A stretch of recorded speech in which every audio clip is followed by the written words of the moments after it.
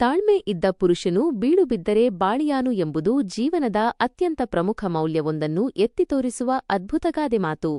ಈ ಗಾದೆಯ ಸಂಪೂರ್ಣ ಅರ್ಥ ಮತ್ತು ವಿಸ್ತರಣೆ ಇಲ್ಲಿದೆ.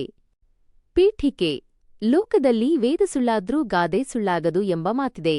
ಮನುಷ್ಯನ ಜೀವನದಲ್ಲಿ ಸೋಲುಗೆಲುವುಗಳು ಸಹಜ.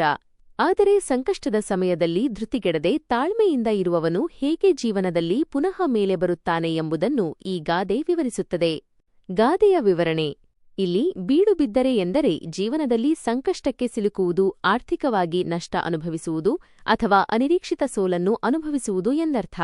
ಬಾಳಿಯಾನು ಎಂದರೆ ಅಂತಹ ಕಷ್ಟದ ಪರಿಸ್ಥಿತಿಯನ್ನು ಎದುರಿಸಿ ಗೆದ್ದು ಮತ್ತೆ ಸುಂದರ ಜೀವನವನ್ನು ಕಟ್ಟಿಕೊಳ್ಳುತ್ತಾನೆ ಎಂದರ್ಥ. ಈ ಗಾದೆಯ ಪ್ರಮುಖ ಅಂಶಗಳು ಹೀಗಿವೆ. ತಾಳ್ಮೆಯೇ ಬಲ. ಜೀವನದಲ್ಲಿ ಎಲ್ಲವೂ ನಾವು ಅಂದುಕೊಂಡಂತೆ ನಡೆಯುವುದಿಲ್ಲ. ಕೆಲವೊಮ್ಮೆ ಕಠಿಣ ಪರಿಶ್ರಮ ಪಟ್ಟರೂ ಫಲ ಸಿಗದೇ ಇರಬಹುದು. ಅಂತಹ ಸಂದರ್ಭದಲ್ಲಿ ಆತುರಪಡದೆ ಅಥವಾ ಹತಾಶರಾಗದೆ ತಾಳ್ಮೆಯಿಂದ ಕಾಯುವುದು ಅಗತ್ಯ.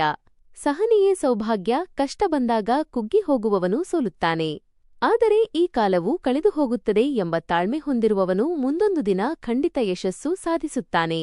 ಪುನಶ್ಚೇತನದ ಶಕ್ತಿ: ಸೋಲು ಎಂಬುದು ಅಂತ್ಯವಲ್ಲ, ಅದು ಕಲಿಕೆಯ ಒಂದು ಭಾಗ.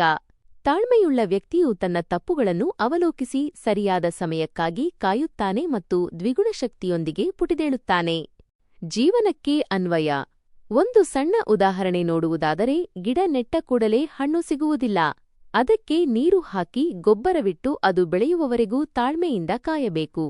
ಹಾಗೆಯೇ ಮನುಷ್ಯನ ಜೀವನದಲ್ಲೂ ಅಡೆತಡೆಗಳು ಬಂದಾಗ ತಾಳ್ಮೆ ಕಳೆದುಕೊಳ್ಳಬಾರದು. ಉಪಸಂಹಾರ: ಒಟ್ಟಾರೆಯಾಗಿ ತಾಳ್ಮೆಯು ಮನುಷ್ಯನಿಗೆ ಸಿಗುವ ಅತ್ಯಂತ ದೊಡ್ಡ ಆಯುಧ.